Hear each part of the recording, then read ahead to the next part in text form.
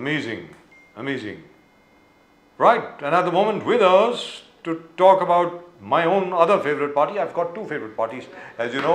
One, of course, is the Maharashtra Navnirman Sena. The other one is the Aam Aadmi Party.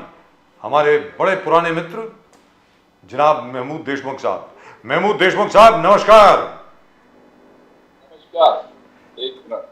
Wonderful talking to you, sir. Wonderful to have you on the show. I can't see him. Why can't I see Mr. Deshmukh? He's got a phone call, I think. I think he's probably got a phone call. He has to switch the phone. Sir आपका camera बंद है, जरा camera on कीजिए. महमूद देशमुख साहब, जरा अपना camera on करें. Right, we will get back to him. Aam Aadmi Party has joined today's Main Bhi Gandhi. Main Bhi Gandhi, yes. And they were there everywhere. Now I don't understand this kind of activism. वहाँ अलग अलग जगह पे आप विरोध कर रहे हो, उठा के मिनिस्टर्स को अंदर डाल रहे हो, कांग्रेस के खिलाफ आप फाइट कर रहे हो, और यहाँ पर आप एक साथ कांग्रेस के साथ मिलकर. So why didn't you ask Mr. Deshmukh? जी, महमूद देशमुख साहब. We can see him. Wonderful. नमस्कार sir, we can see you. शक्ल दिख रही है. नमस्कार सर, नमस्कार. आज आप भी थे उसमें मैं भी गांधी कैंपेन में, सब लोग थे. नहीं सर, मैं थोड़ा बाहर था किसी काम से. मैं पार्टी की बात कर रहा हूँ सर, पार्टी की बात कर रहा हूँ. पार्टी जी, मैं पार्टी की बात कर रहा हूँ. आज जो पद यात्रा थी उसमें मैं नहीं था. मैं मेरे पर्सनल फैमिली का काम से मैं बाहर था, लेकिन पार्टी के हमारे लीडर्स और कार्यकर्ता काफी तादाद में वहाँ पे मौजूद थे. और आज देखा होगा आपने वहाँ पे क्या हुआ. जी बताएं. आवाज आ रही है सर? जी बिल्कुल आ रही है. बताएं सर. सर, आज 2 अक्टूबर महात्मा गांधी जयंती. आज महात्मा गांधी जी की 154वीं जयंती हम मना रहे हैं. साथ ही साथ लाल बहादुर शास्त्री जी की जयंती है, जो देश के पूर्व प्रधानमंत्री हैं.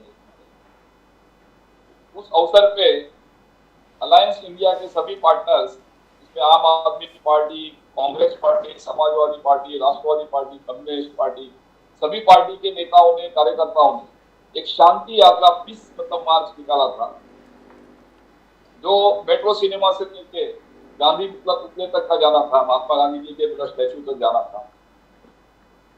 इसमें कोई राजनीति नहीं कर रहे थे, कोई धरना मोर्चा आंदोलन नहीं था, किसी पार्टी के खिलाफ या सरकार के खिलाफ कोई मोर्चा नहीं था. ये एक शांति मार्च था ये जी. लेकिन उसको भी रोकने की कोशिश की गई, और ये बहुत बड़ी दुर्भाग्यपूर्ण बात है. आप सोचिए, बापू के देश में बापू की जयंती के दिवस पर अगर शांति मार्च निकालना भी अगर गुनाह है, तो फिर लोग क्या करें. जी दुरुस्त बात. आज मानते ना जी. ये जो सरकार में आज देश के प्रधानमंत्री गांधी जी का नाम लेकर सारी दुनिया में वाह वाह करते फिरते हैं. जहां जाएंगे वो वहां ये कहेंगे कि हम गांधी जी के आदर्शों पे चलते हैं. यहाँ की सत्ता में बैठे हुए लोग भी गांधी जी की बात करते हैं, गांधी जी के आदर्श पे चलने की बात करते हैं, लेकिन इनके करनी और कथनी में अंतर है. ये कहने के लिए तो गांधीवाद की बात करते हैं, लेकिन गोड़ से वाद पे चलते हैं. आज इन्होंने जिस तरीके से पुलिस का इस्तेमाल किया, लाठीचार्ज किया, लोगों को रोकने की कोशिश की, महिलाओं को रोकने की कोशिश की, इससे ये समझ में आ जाता है कि ये सरकार कितनी डरी हुई है, सहमी हुई है. प्रदीप जी, आपने देखा होगा. बोलिए, आप कुछ बोल रहे थे. जी, आपने देखा होगा कि इसमें ऐसी कोई बात नहीं थी कि हम किसी सरकार के खिलाफ मोर्चा ले जा रहे थे या सरकार के खिलाफ आंदोलन कर रहे थे. तो फिर इन्हें डर किस बात का. प्रदीप जी, आपका ये सात घाट का कुछ समझ में नहीं आ रहा है महमूद देशमुख जी. दिल्ली में आप कांग्रेस के खिलाफ दोनों साथ में बैठे नहीं है, विवाद है, बहुत सारे प्रॉब्लम्स है. पंजाब में आप कांग्रेस के सीनियर लीडर को उठा के जेल में डाल देते हैं, और कांग्रेस आपका कट्टर विरोध करते हैं. वहां पर बोले कि इस चीज का हम लड़ाई करेंगे, ये इलीगल है, जानबूझ के एक मिस इन्फॉर्मेशन करके हमारे लीडर्स को अंदर कर रहे हैं. टोटलिटेरियन डिक्टेटोरियल अप्रोच आपका पंजाब में, तानाशाही कर रहे हो आप कांग्रेस के खिलाफ. तो सब जगह आप विरोध है, तो यहां पर एक साथ एक ही मंच पर आकर जुलूस में शामिल होना, ये कुछ समझ में नहीं आ रहा है महमूद देशमुख जी। ये क्या चल रहा है? यानी बाकी हर स्टेट में झगड़ा, यहां पर देखिए, ये जो दिल्ली का मसला दिल्ली वाले समझेंगे, पंजाब की बात है वो पंजाब का वहां का इश्यूज है, उस पर मैं कुछ नहीं कह सकता। मैं मुंबई की बात करता हूं, और मुंबई में जो जुलूस निकाला गया वो आज महात्मा गांधी जी की जयंती थी, उस अवसर पे निकाला गया। लाल बहादुर शास्त्री जी की जयंती थी, उस अवसर पे ये एक शांति, एक पीस मार्च था। ये किसी के खिलाफ ये आंदोलन नहीं था, कोई आंदोलन नहीं कर रहे थे।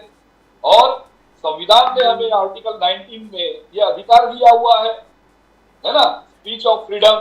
हम हमारी विचार रख सकते हैं, हम संगठित होकर कहीं मतलब जा सकते हैं, अपने विचारों का मतलब आदान प्रदान कर सकते हैं। ये तो संविधान का भी मतलब अपमान कर रहे हैं लोग। मैं भी गांधी, कांग्रेस लेड कैंपेन था, इसमें कांग्रेस ने कहा कि मैं भी गांधी, हर व्यक्ति गांधी। आपका कांग्रेस का कहना था कि हम ये दिखाना चाहता है प्यार और मोहब्बत के दुकान पूरे देश में हम लोग एस्टैब्लिश करना चाहते हैं, नफरत के राजनीति को हम लोग मिटाना चाहते हैं, इसीलिए ये रैली। तो मैं भी गांधी ये कैंपेन चल रहा था। आप इनके साथ थे, आप घटक दल के पार्टनर हो। इंडिया अलायंस, बीजेपी का कहना है इंडिया अलायंस है, इंडिया अलायंस है। आप नफरत के राजनीति को मिटाने के लिए एक साथ आए हो, मगर तो ये कांग्रेस का कैंपेन ही रहा, आप उसमें शामिल हो गए। महमूद देशमुख जी, ये मैं आपसे कहूंगा, ये कांग्रेस का कैंपेन नहीं था, ये इंडिया अलायंस का कैंपेन था। इंडिया अलायंस का ये प्रोग्राम था। ये किसी एक पार्टी का प्रोग्राम नहीं था, ये इंडिया अलायंस का प्रोग्राम था, जिसमें Aam Aadmi party, Congress party, Samajwadi party, communist party, Rashtrawadi party, सभी अलायंस पार्टियां इसमें, शिवसेना, सभी शामिल थे। और महात्मा गांधी को मानने वाले लोग सभी इसमें शामिल थे। मैं तो कहता हूं कि अगर नरेंद्र मोदी जी, देश के प्रधानमंत्री, महात्मा गांधी का नाम लेके विदेश में अपनी चर्चा करते हैं, है ना, राजनीति करते हैं, तो उनके लोगों ने भी आना चाहिए था। अगर आप गांधी को मानने वाले तो आप आना चाहिए था। और आज के जो जिस तरीके से इन्होंने विरोध किया है, ये साफ जाहिर है ये गांधीवादी नहीं है, ये गोडसेवादी लोग बैठे हुए सत्ता में। और इस देश का दुर्भाग्य है कि आज गोडसेवादी लोग सत्ता में बैठे हैं। महमूद देशमुख जी, आम आदमी पार्टी यानी आम व्यक्ति, जिसको कोई लोभ नहीं, कोई मोह नहीं, सत्ता से ज्यादा मोह नहीं, करप्शन फ्री सिस्टम को जनरेट करना। मगर आज देखो केजरीवाल जी पर सीबीआई इंक्वायरी लगे कि करीबन 50 करोड़ के आसपास इटालियन मार्बल, अलग अलग जो लग्जरियस आइटम्स है, पूरे जिस प्रकार से उन्होंने अपने घर बनाने के लिए कर दिया, और जिस प्रकार से उसको डिस्गाइज करने के लिए अलग अलग चीजों में फोड़ के इसको डिस्ट्रीब्यूट करके सैंक्शन करा के लेना, तो ये क्या है, जरूरी है? बिकॉज आम आदमी को, एक आम आदमी की तरफ आप पार्टी है कि आम आदमी के लिए खड़े हैं, हमें लग्जरियस आइटम से कोई मोह नहीं है, हमको मर्सिडीज में नहीं घूमना है, मगर हम छोटे से छोटा गाड़ी लेके घूमेंगे, हम चप्पल हो, केजरीवाल जी कहा। बट ये फिर 50 करोड़ घर पे खर्चा करने वाली बात है, कुछ लोगों को कंफ्यूज करने वाली बात है। तो इसमें सच्चाई क्या है और कैसे फाइट करेंगे आप? देखिए सर, मैं फिर एक बार कहूंगा आपके चैनल पे, इसके पहले भी ये चर्चा हो चुकी है, उन्होंने अपना कोई निजी आवास नहीं बनाया, वो मुख्यमंत्री आवास बनाया है ना, वो मुख्यमंत्री आवास बन रहा है। तो वहां पे तो आने वाले कल में जो मुख्यमंत्री बनेगा वो वहां बैठेगा, इसमें किसी को पेट दर्द होने की जरूरत नहीं है। रही भारतीय जनता पार्टी, तो मैं आपसे, आपके चैनल के माध्यम से कहना चाहता हूं, और आप भी इन बातों से अच्छी तरीके से वाकिफ है, भारतीय जनता पार्टी की अगर लिस्ट उठाकर देखेंगे तो 75% नहीं, 80% लोग करप्ट मिलेंगे। और जिनको ज्यादातर लोग जो है आज भारतीय जनता पार्टी में जो शामिल हैं, वो ईडी के चक्कर से, ईडी के डर से, सीबीआई के डर से वहां पे गए हुए या करप्ट हैं, जिनके ऊपर भ्रष्टाचार के चार्जेस लगे हुए, ऐसे ही लोग उनके अंदर शामिल हैं। भारतीय जनता पार्टी अगर आप इतनी ही साफ सुथरी मानती है, इतना ही अगर अपने आप को थोड़ा अच्छा समझती है, तो अपने लोगों की इंक्वायरी लगवाए, क्यों नहीं लगाते हैं?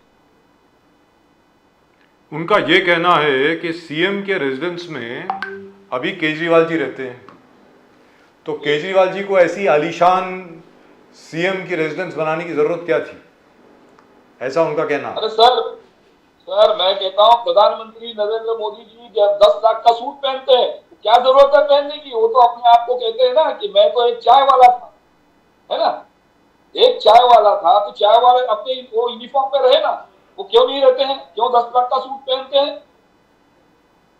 क्यों पहनते हैं? और ये भी कहा जा रहा है कि क्योंकि 10 करोड़ के ऊपर का बजट जो है, 10 करोड़ के ऊपर का जो बजट है उसके लिए सेंटर से अप्रूवल चाहिए होता है, इसलिए अलग अलग हिस्सों में बांटा गया। इस पूरे रिनोवेशन को 5 हिस्सों में बांटा गया और उसमें 9.5 करोड़ 80 लाख ऐसे खर्च किए गए ताकि ये स्क्रूटिनी में ना आए। ऐसा गवर्नर साहब ने आरोप लगाया है, लेफ्टिनेंट गवर्नर साहब ने केजरीवाल जी पे। ऐसा है ना, ये खिसियानी बिल्ली खंबा नोचे एक कहावत है। भारतीय जनता पार्टी वहां पे सत्ता से दूर है, वो परेशान है, एमसीडी भी उनके हाथ से चली गई है और आने वाले लोकसभा में उनको मालूम है वहां पे उनकी एक भी सीट नहीं आनी है। तो किसी तरीके से वो हमारे राष्ट्रीय संयोजक है ना, दिल्ली के मुख्यमंत्री आदरणीय अरविंद केजरीवाल जी को बदनाम करने की कोशिश कर रहे हैं। लेकिन मैं समझता हूँ दिल्ली की जनता काफी समझदार है, वो इनके झांसे में नहीं आएगी। इनका तो वो हाल है सब चूहे खा के बिल्ली हज पे चली वाला, वो हाल है भारतीय जनता पार्टी के लोगों का। ये कौन से हिसाब से आप उंगली दूसरों पे उंगली उठाने जा रहे हैं? महमूद देशमुख साहब, ये भी कहा जा रहा है, आपकी बात ठीक हो सकती है, ऐसी बात नहीं, मतलब मुझे उसमें ज्यादा जानकारी नहीं है। मैं तो वही बोल रहा हूँ जो हम लोगों ने पढ़ा है या जो हम लोगों के पास रिपोर्टिंग आती है।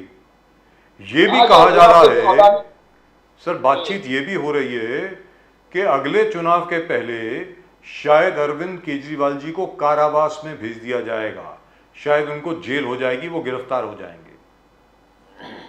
सर इसमें हैरानी की बात नहीं है कुछ। जिनसे आप भारतीय जनता पार्टी में बैठे हुए नरेंद्र मोदी सरकार से और क्या उम्मीद कर सकते हैं? जिस देश का गृह मंत्री एक तड़ीपार होगा, उससे आप क्या उम्मीद कर सकते हैं? आप क्या उम्मीद कर सकते हैं? हाँ, आप सोचिए ना, इस देश की कितनी शर्मनाक बात है। आप मुझे बताइए, पुलिस डिपार्टमेंट में अगर एक कांस्टेबल बनना होगा तो भी उसका ट्रैक रिकॉर्ड देखा जाता है, उसको पुलिस स्टेशन से वेरिफिकेशन रिपोर्ट मंगाया जाता है। या किसी कंपनी में अगर किसी को कहीं जॉब लेना होता है तो उसको जॉब के लिए पुलिस वेरिफिकेशन सर्टिफिकेट लगता है। लेकिन इस देश का गृह मंत्री जो तड़ीपार था, कन्विक्टेड होता है, तड़ीपार का मतलब कन्विक्टेड हुआ हो। एक एक्यूज होना अलग चीज है और कन्विक्टेड होना अलग चीज है। अगर कोई व्यक्ति तड़ीपार हो जाता है इसका मतलब वो कन्विक्टेड है।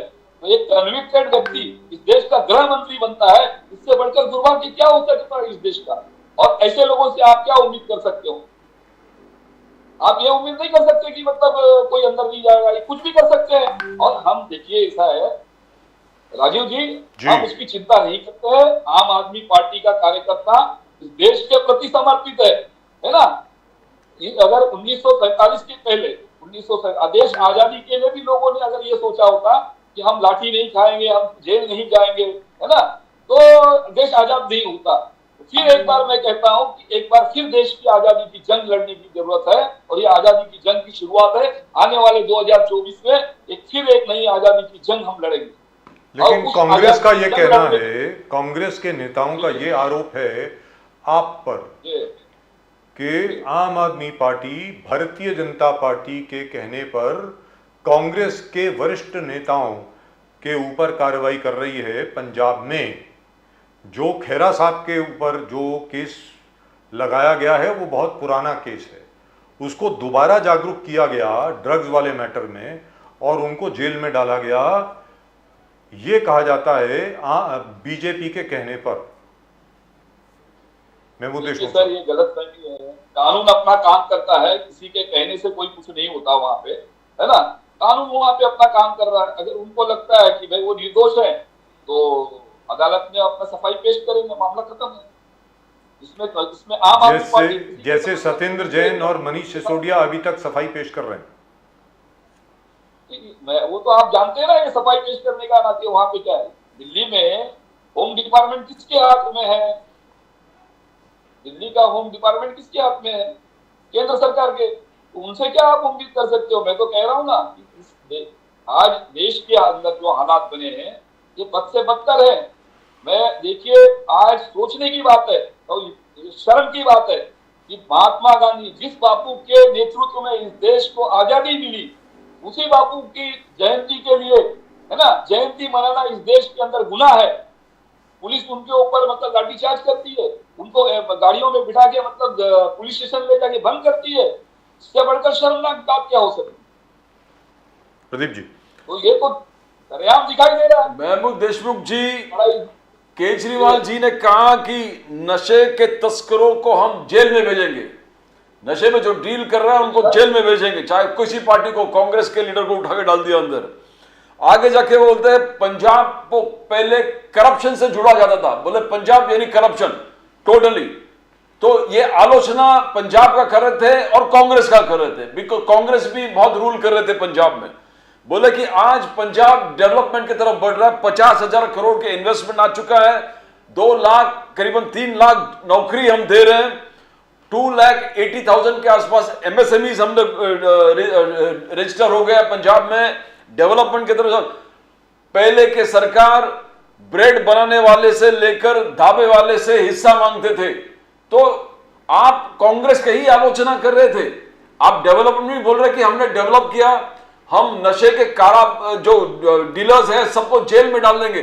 तो ये बहुत विवादित स्ट्रॉन्ग स्टेटमेंट है, बिकॉज आपके अलायंस कांग्रेस के साथ है और आपका एलिगेशंस पूरे कांग्रेस के खिलाफ जा रहा है। महमूद देशमुख जी,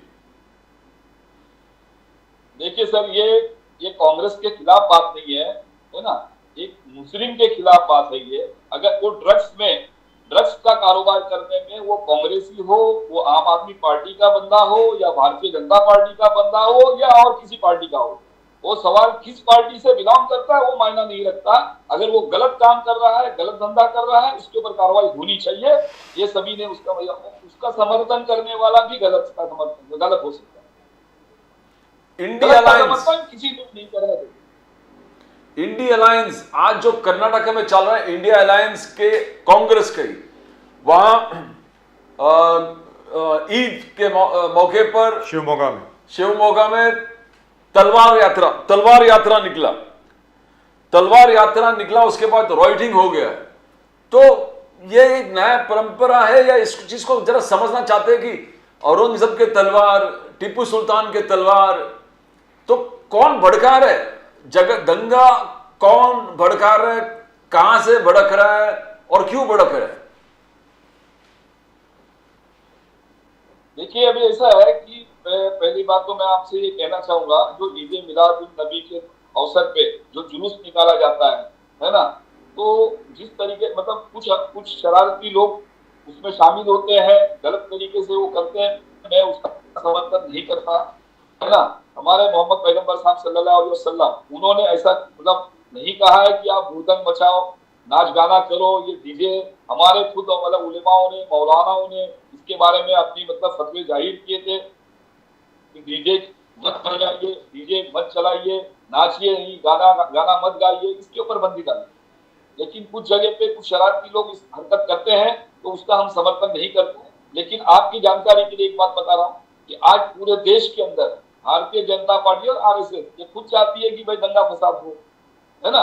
तो ये मैं सभी से अपील करता हूँ, इस देश के देशवासियों से, जो इस देश को मानने वाले लोग हैं, वो हिंदू हो, मुसलमान हो, सिख हो, ईसाई हो, है ना, ये सभी से मैं अपील करता हूँ कि एक शांति बनाए रखिए। इस देश के अंदर कुछ असामाजिक तत्व जो है, कुछ असामाजिक पार्टियां जो है, कुछ लोग चाहती है कि इस देश के अंदर दंगा फसाद फैले और उनको राजनीतिक उसका लाभ मिले, तो ऐसे लोगों को लाभ मिलना नहीं चाहिए। इसके लिए मैं सभी से एक अपील करता हूँ कि आप शांति बनाए रखिए और आपस में भाईचारा बनाए रखिए।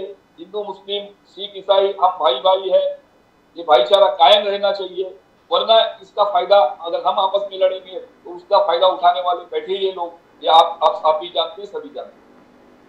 लेकिन इसके ऊपर भारतीय जनता पार्टी को एक और मौका मिल गया है इंडिया अलायंस को और कांग्रेस के ऊपर हमला करने का।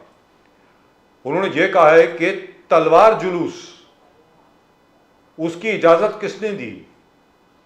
मतलब मैंने तो पहली बार देखा, आपने शायद पहले देखा हो, मुझे मालूम नहीं, मैंने तो पहली बार देखा कि मुसलमानों के जुलूस में तलवार लेकर कोई जा रहा हो और उसमें औरंगजेब की तलवार वो इतने बड़े पैमाने पर डिस्प्ले की जा रही हो और उसके पीछे टीपू सुल्तान की तलवार, ये क्या है?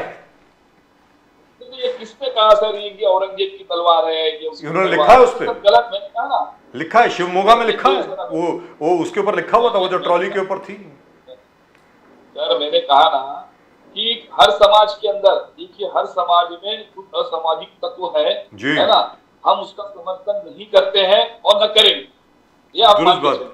बिल्कुल दुरुस्त बात, यस, बिल्कुल बिल्कुल हाँ, बिल्कुल उसका दुरुस्त बात समर्थन है। नहीं लेकिन एक करेंगे। और भी चीज मैं सामने रखना चाहता हूं हमारे दर्शकों की जानकारी के लिए कि शिवमोगा के जो एमएलए हैं वो बीजेपी से हैं, उस इलाके से जो एमपी हैं वो भी बीजेपी के हैं। ऐसी बात नहीं है हाँ, तो कि आप वहां पे अंदाजा भारतीय जनता लगा पार्टी का सकते हाथ नहीं है, वो लोग भी हैं वहीं से। बराबर है, इसका मतलब उनके समर्थन से ये हो रहा होगा, जाहिर सी बात खैर है। जो भी है जो भी है, लेकिन कलेक्टिव रिस्पॉन्सिबिलिटी बनती है। मुझे ऐसा लगता है, जैसा अरविंद केजरीवाल जी ने अभी भी कहा कि भाई जहां तक ड्रग्स का सवाल है, नशीले पदार्थों का सवाल है, उसके ऊपर जीरो टॉलरेंस होनी चाहिए। वो पूरे देश की नस्ल को खराब कर रहा है, भले वो हमारी पार्टी से हो, भले वो कांग्रेस से हो, जहां मर्जी से हो, उसके खिलाफ हम एक्शन लेंगे, ऐसी कोई बात नहीं है। लेकिन एक और चीज मैं कहना चाहूंगा कि आज की तारीख में अगर सिर्फ गरीब गुरबा लोगों के बारे में किसी ने कुछ किया है और वो अगर कोई बात कर रहा है तो वो सिर्फ आम आदमी पार्टी कर रही है। स्लम वालों के बारे में और कोई बात नहीं करता है।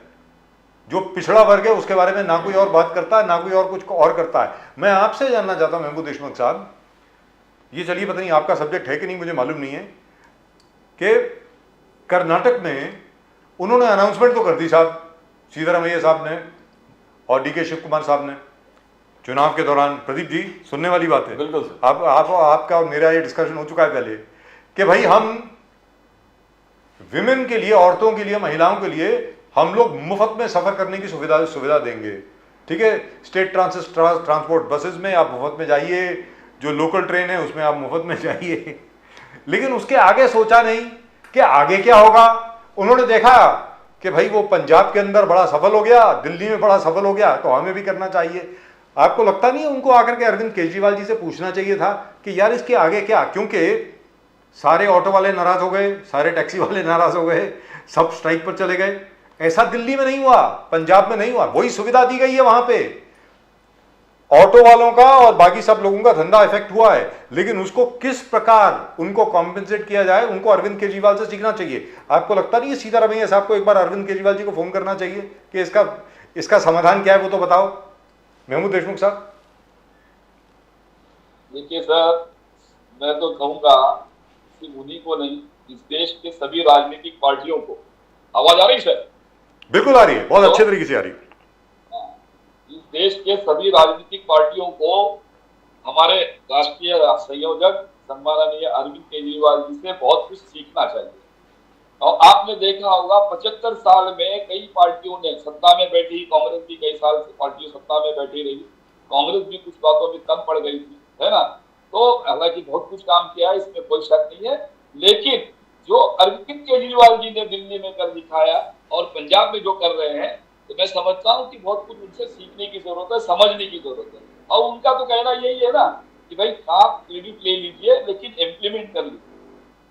हमारा नजरिया इस देश के 140 करोड़ आबादी को किस तरीके से हम मतलब लाभ पहुंचा सकते हैं, वो या उनका भला कैसे कर सकते हैं, ये है मकसद। ये नहीं है कि हम सिर्फ एक पार्टी का भला करना चाहते हैं, ये समाज का भला करना चाहते हैं या एक प्रांत का भला करना चाहते हैं, नहीं। इस देश की 140 करोड़ आबादी के बारे में हम सोच रहे हैं, है ना। अरविंद केजरीवाल जी 140 करोड़ आबादी को मद्देनजर रखते हुए काम करते हैं।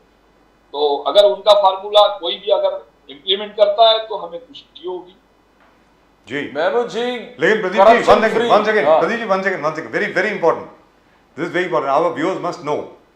देखिए साहब, अरविंद केजरीवाल जी तीसरी बार मुख्यमंत्री बने हैं। पहली बार तो उन्होंने रिजाइन कर दिया था क्योंकि कांग्रेस के समर्थन के साथ तो बने थे।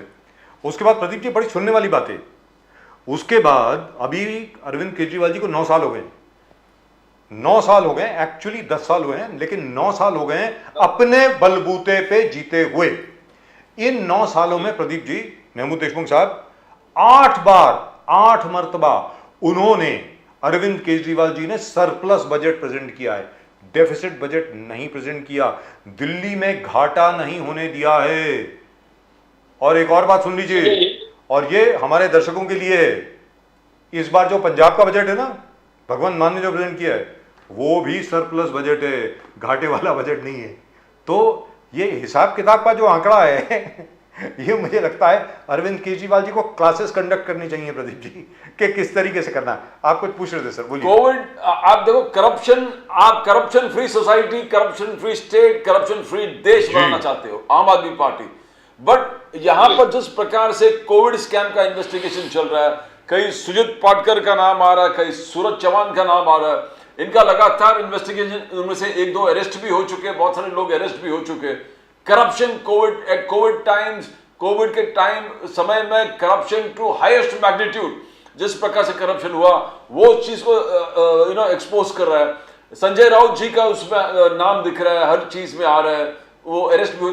तो करप्शन फ्री सोसाइटी, समाज बनाने वाले ये करप्शन को साथ में लेके आप कैसे लोगों को कन्विंस करेंगे कि आपके होली अलायंस है? महाराष्ट्र में ऐसा है, हाँ नहीं सही बात है। कोविड के बारे में जो इंक्वायरी चल रही है ना, जिसमें मुंबई महानगर पालिका के जो कमिश्नर है, बीएमसी कमिश्नर इकबाल सिंह चहल है ना, ये इनकी भी इंक्वायरी चालू है, ईडी के तहत, सीबीआई के तहत इंक्वायरी चालू है ना। लेकिन उन्हीं को प्रशासक बना के, एडमिनिस्ट्रेटर बना के बिठाया गया है। किसने बिठाया है? ये इसी ईडी सरकार ने बिठाया ना। एकनाथ शिंदे एंड देवेंद्र फडणवीस सरकार ने उसी इकबाल सिंह चहल को मतलब एडमिनिस्ट्रेटर बना के बिठाया हुआ है।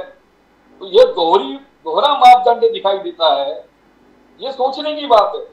और आपकी जानकारी के लिए एक बात मैं कहना चाहता हूं कि मुंबई महानगर पालिका में कोविड के काल में जो भ्रष्टाचार हुआ, ये इनका ऐसा आरोप है, इन्होंने इंक्वायरी लगाई है, जो भी कुछ है। उस टाइम में अर्बन डेवलपमेंट मिनिस्टर कौन था? प्रदीप जी, बिल्कुल उस समय अर्बन डेवलपमेंट मिनिस्टर यही एकनाथ शिंदे थे जी, है ना। तो इनके जानकारी के बगैर जो भी कुछ हुआ, अगर हुआ है तो बगैर इनके जानकारी के तो नहीं हुआ है, हाँ? तो ये भी उसमें शामिल थे। तो उस वक्त इनका जमीर क्या मर गया था क्या? आज इनका जमीर जागा है?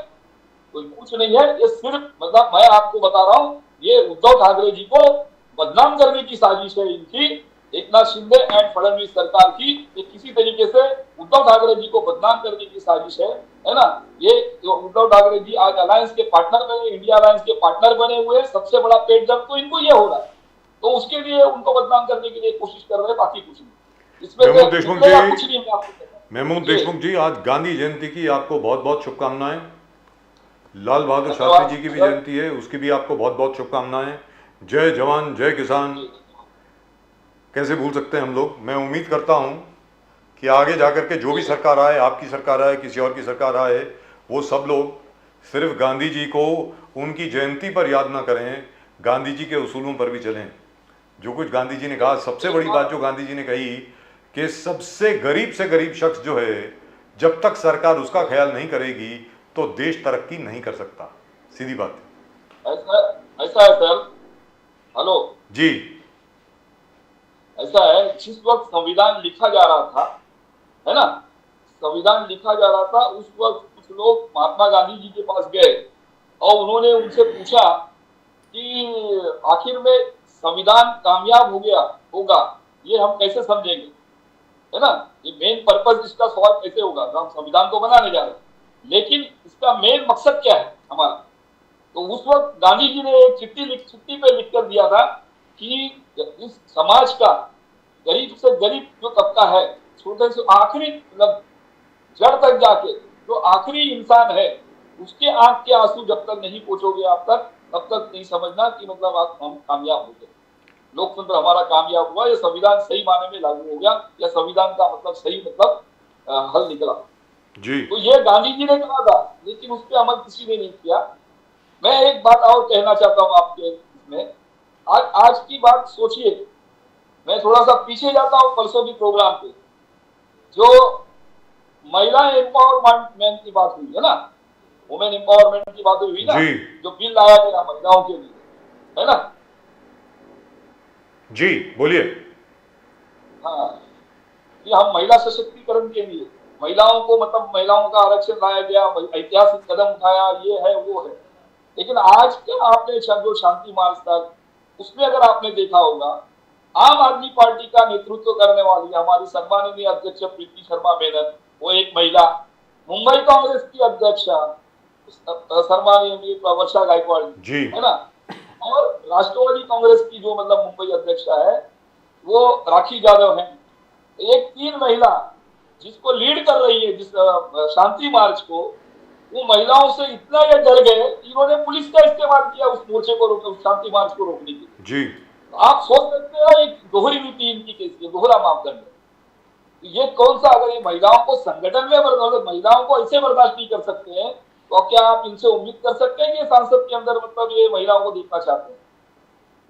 तो आपके मुताबिक मुताबिक क्या इसी वजह से ये कहा गया है कि ये एक्ट जो है ये लागू होगा कोई कितने 6, 7, 8 साल के बाद? सर ये 39 के पहले लागू नहीं होगा। 39 मैं आपके चैनल के माध्यम से एक बात और कहना चाहता हूँ राजीव जी। जी बोलिए सर, सुन रहे हैं। मैं आपके चैनल से, इन चैनल के माध्यम से एक मैं और मांग करना चाहता हूँ। देखिए, भारतीय जनता पार्टी का मदर ऑर्गेनाइजेशन क्या है, कौन सा है? आरएसएस जी है ना, आरएसएस। अब 100 साल होने आ रहे हैं आरएसएस को, 1924 से लेके 25 से लेके अभी तक 1924 होने आ रहा है ना। आज तक कोई भी आरएसएस का जो चीफ सरसंघ चालक किसी महिला को इन्होंने नहीं बनाया। अगर वो वाकई में किसी महिला के बारे में कुछ चाहते हैं, महिलाओं के बारे में इनके मन में आदर है, महिला सशक्तिकरण करना चाहते हैं, महिलाओं को तक शक्ति देना चाहते हैं, तो मैं समझता हूं कि सबसे बड़ी पहल तो ये कर ले, आरएसएस का सरसंघ चालक पद पे किसी महिला को बैठा देवे। शुरुआत वहां से कर देवे। जो और आरएसएस के जितने भी सरसंघ चालक रहे हैं वो या तो ब्राह्मण रहे हैं और एक क्षत्रिय रहा है। एक क्षत्रिय एक बराबर है। भैया जो थे जी, रज्जू भैया जो थे वो सिर्फ क्षत्रिय थे जी, बाकी सब ब्राह्मण थे जी, है ना। अपने शाखाओं में महिला को आमंत्रित करे तो बहुत बड़ी बात होगी। शाखा में भी महिला नहीं आती तो मैं कहता हूँ ना, जब अगर आप इतनी बड़ी, आप देखिए सर, अच्छा बॉयज स्कूल सर, लड़कों का विद्यालय, boys school, it's a boys club. Narendra Modi, hello जी, इस देश के प्रधानमंत्री खुद आरएसएस की शाखा से निकले हुए हैं। ज्यादातर लोग इनके आरएसएस की शाखा से निकले हुए लोग हैं, है ना। अगर वाकई इनको कोई ऐतिहासिक काम करना है तो सबसे पहले जो आप इनकी जो मातृ संस्था है आरएसएस, उसका हेड ऑफ द फैमिली किसी महिला को बना दे। चलिए, आपका प्रपोजल है, बहुत बढ़िया। अगली बार किसी कांग्रेस नेता से जब बात होगी, माफ कीजिए, किसी बीजेपी के नेता से जब बात होगी, आरएसएस के नेता से बात होगी, ये आपका प्रस्ताव जो है उनके सामने रखा जाएगा कि राष्ट्रीय स्वयंसेवक संघ की सरसंघचालक जो हैं वो एक महिला कब होंगी, ये पूछा जाएगा। और महिलाओं को एटलीस्ट शाखाओं में तो लाओ।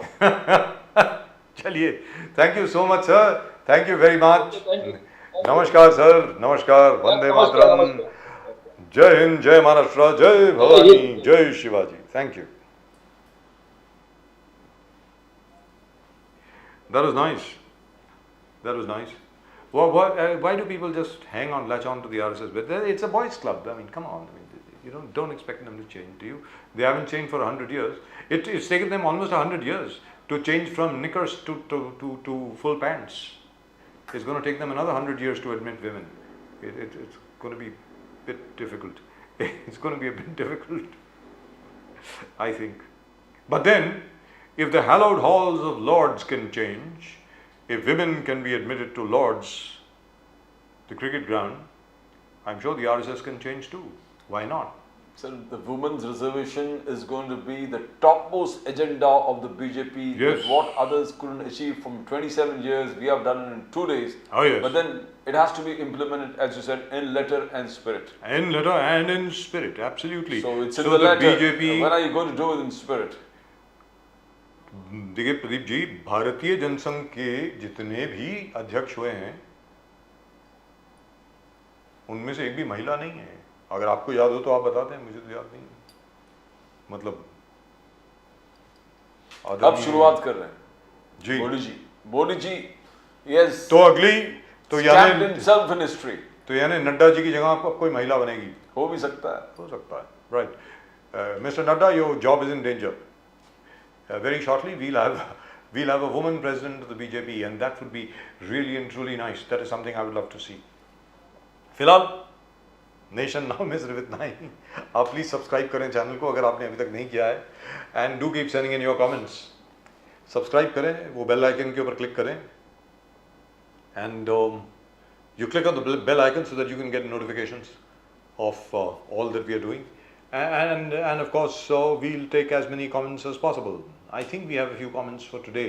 आज कुछ comments हैं. Let's take a look at some of them, please. Keep them coming.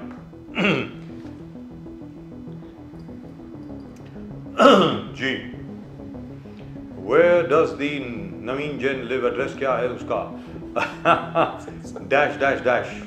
Naveen Jain live. This is what HBP 437 says. चलिए आगे बढ़िए भाई. Even we have got cheated. Kurla East Nehru Nagar building number 70, 14 years still. We didn't get our flats. Even worse, he has taken loan against our building. Anyone can help us with this. This is Shaheen Anshu. Shah Himanshu. Shah Himanshu. Sorry, Himanshu Shah. I think Yes. that must be the name. Employment can be improved by identifying real gaps in volume fields, whether manufactured, car, agriculture or carpentry with plastics instead of wood, changing or upscaling of electronic legislation. All this will allow empowering of both women and men. Alka Anup 9245. Can we move forward, please?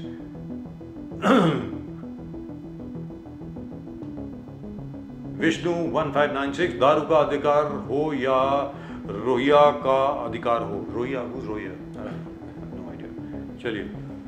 Vishnu 1596. Yeah, दारू का अधिकार I understand. It has to do with I think the liquor scam.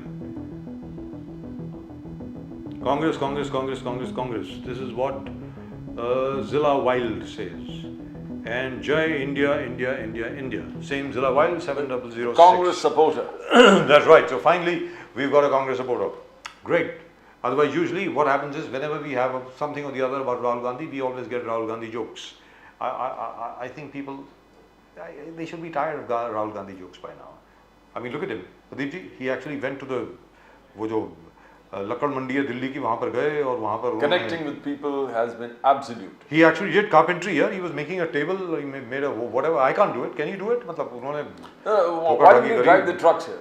He sat on the side. He should have. He's done everything. Yes. किसान के साथ खेतों में जाकर उनका काम किया. फर्नीचर वालों आरी वारी जो है उनको लेके उन्होंने काम. How do you work उस चीज का? Now I would have loved to see him truck drive. Yes. Or probably he doesn't have the license. He doesn't have the license for a heavy vehicle, perhaps. Yes. Sir. Well, that's just about it for this show, and you can keep sending in your comments. आप अपने comments जरूर भेजें. Try and keep them respectful if you can. If you don't want to, there is no problem. They believe that you believe in the freedom of speech, expression, faith. What Yes, you believe. I do, absolutely, I do. I do. And freedom of speech, by the way, is absolute. You can't curtail freedom of speech. Try not to be abusive, that's all. I mean, of course, I won't read out your abuses, but all the same, keep them coming, keep the comments coming. We love to read your responses, and that's just about it on Nation Now for tonight. We'll, of course, be with you tomorrow. तब तक के लिए नमस्कार. जय हिंद, जय महाराष्ट्र, जय भवानी, जय Shivaji, Vande Mataram. Vande Mataram.